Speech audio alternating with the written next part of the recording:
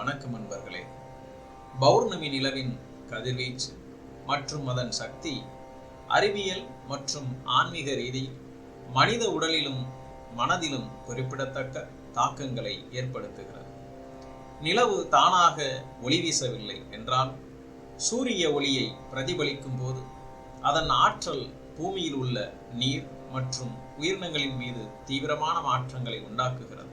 ஜாதகத்தில் நிலவு மனதிற்கு அதிபதியாக கருதப்படுவதால் பௌர்ணமி என்று ஒருவரது மனநிலை எதுவோ அது பல மடங்கு அதிகரிக்கும். மகிழ்ச்சியாக இருப்பவர்கள் அதிக மகிழ்ச்சியையும், கோபமாக அல்லது மன அழுத்தத்தில் இருப்பவர்கள் அதை அதிகமாகவும் உணரக்கூடும்.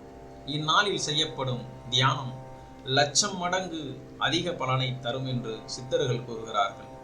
இது மனதை அமைதிப்படுத்தவும் பிராணசக்தியை அதிகரிக்கவும் உதவுகிறது. நிலவின் ஈர்ப்பு விசை கடலில் அலைகளை உருவாக்குவது போல 70% நீரால் ஆன மனித உடலிலும் திரவ ஓட்டத்தை ஏற்படுத்துகிறது. இந்த நில ஒளியில் நாம் இருந்தாலே உடலுக்கு நேர்மறையான ஆற்றலை அளித்து ஆரோக்கியத்தை மேம்படுத்துகிறது. அது மட்டுமல்லாது அதிகமான ஆன்மீக ஆற்றலை பெறுவதற்கும் பிரபஞ்ச ஆற்றலை உடலில் அதிகரிப்பதற்கும் இந்த பௌர்ணமி நாளில் செய்யக்கூடிய தியானமானது பயன்படுகிறது.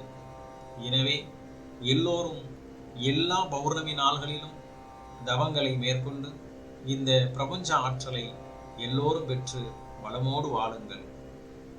நன்றி.